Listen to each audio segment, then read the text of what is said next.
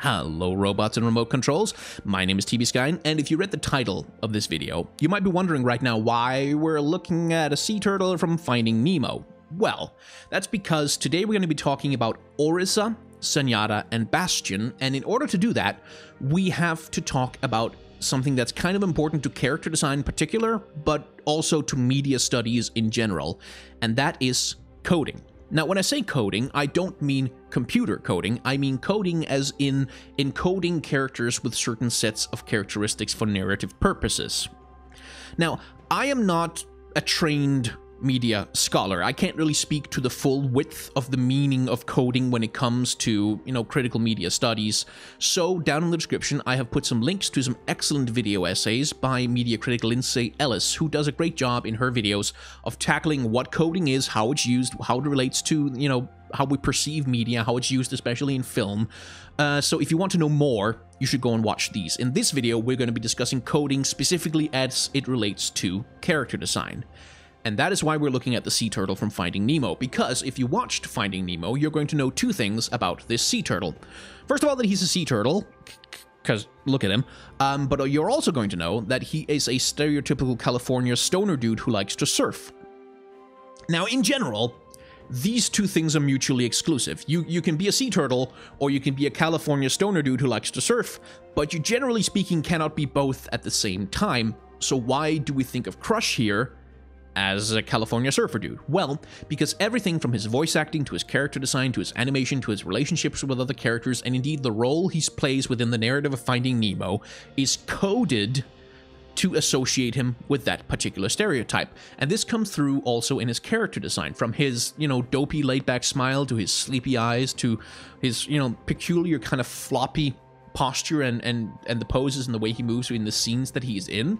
Everything about that is coded with the characteristics of stereotypical surfer dude in order to impart that characterization to someone who is objectively a sea turtle.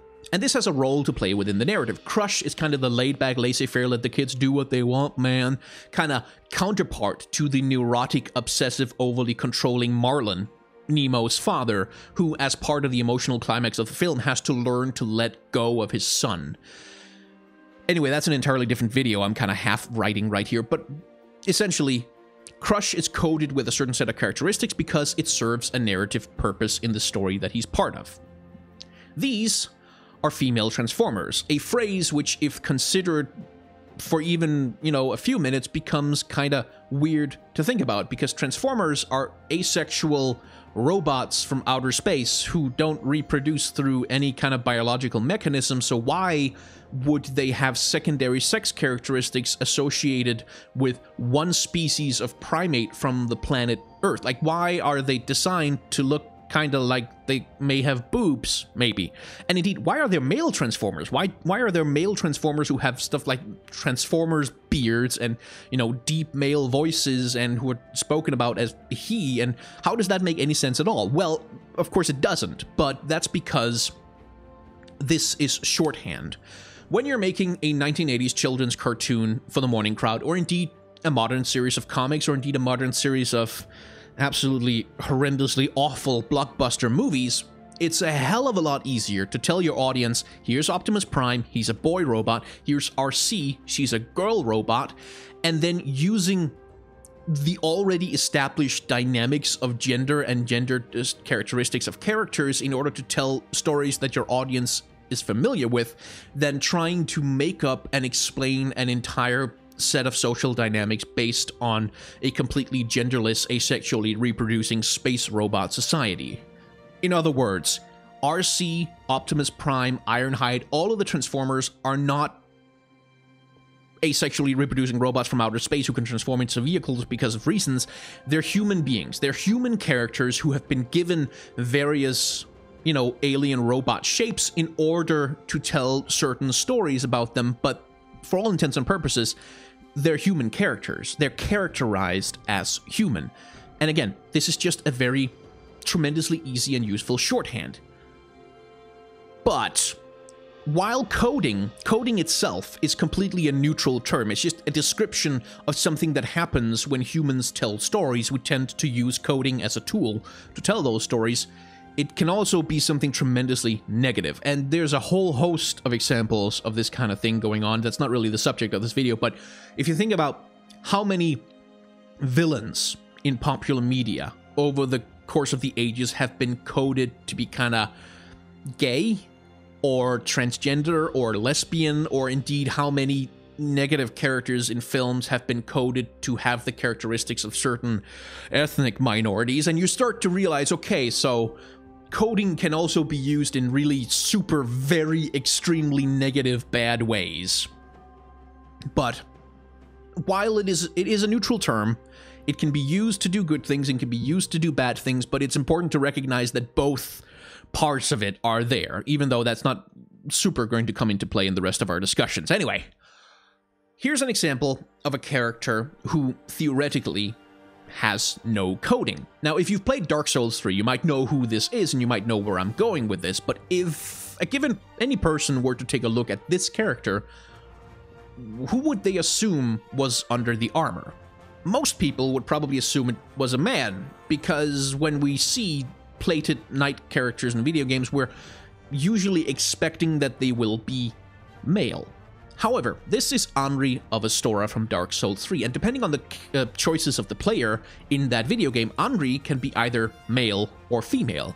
And whatever gender they might be, they look like this because they're wearing full plate mail. And why would you be able to see what gender they were under plate mail? For all we know, the thing underneath that plate mail there could be 5 dogs stacked on top of each other and operating the arms through a clever system of pulleys and levers. We don't know what's underneath there, but we have certain cultural expectations. However, the characters themselves are largely not coded. So coding is a tool. You can code something very strongly in order to avoid having to explain things that might be too complicated or just overcomplicate the story that aren't really interesting, like, for instance, gender dynamics in a 1980s children's cartoon about transforming robots from outer space that's meant to sell toys. Or you can withhold coding. You can withhold information about the character in order to allow, for instance, for a gameplay mechanic where a character can have either gender without having to go through a whole host of trouble to designing 2 characters, or indeed, in order to make a point about the character that maybe their gender isn't the most important thing in the world.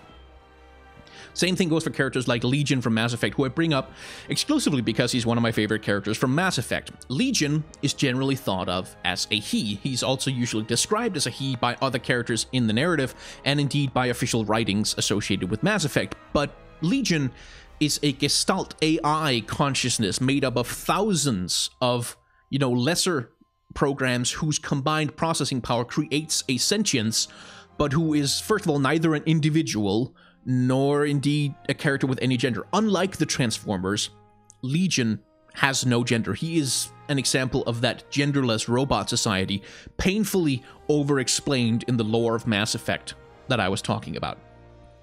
Which leads us on, finally, to the main theoretical actual subjects of this video: Orisa, Bastion, and Zenyatta. These 3 characters are interesting because they too represent 3 very distinct types of coding. Orisa is coded female. First of all, she has, to Western ears at least, feminine-sounding name. She also has a female voice actor delivering all of her lines, which, pretty strong indication for us humans is the cadence of the voice in order to tell the sexual characteristics of the person speaking. However, Orisa, of course, doesn't really have a gender. She's a robot. She's a robot. She doesn't really have a gender, except that one has been assigned to her by the story and indeed by her designer and creator. So how does that come through in her character design? Well, first of all, there is the single most recognizable symbol of femininity, and certainly the most used within Overwatch, the hourglass shape. She's relatively top-heavy and relatively bottom-heavy, but she has a very narrow waist, giving her a sort of hourglass-looking figure, which is very commonly associated with femininity in Western cultures. Something else that's going on is that Orisa is really curvy. She has a lot of circles, a lot of curvy shapes going on, a whole lot of roundness generally to her. And that interacts partly with her role in the game. She's a protector and a character who empowers people with extra abilities, but she's not herself a primary damage dealer. She's not herself, you know, a primary frontline character. She's a tank, she's a support, she's a protector, but she doesn't have a lot of aggressive characteristics. And generally speaking, within shape design, round shapes denote calmness, tranquility, protectiveness, nurturing, all of that stuff, while very jagged, sharp shapes tend to denote something that's more aggressive, more prickly, more dangerous, and you know, just generally less protective and nurturing. So Orisa is designed with a hell of a lot of round shape language in order to associate her with those more gentle characteristics. And of course, it is also very common to associate being protective, being nurturing, being empowering, you know, being round and soft with femininity. Again, in Western culture, this is highly dependent on whatever culture you happen to be in. On the other side of the scale, we have Bastion, who is genderless. In the official lore of the game, and indeed, according to the pronouns that are being used, and indeed according to his character design, Bastion doesn't really have a gender. It's a robot, so it doesn't have a gender. Nonetheless, generally speaking, people tend to think of Bastion as a he.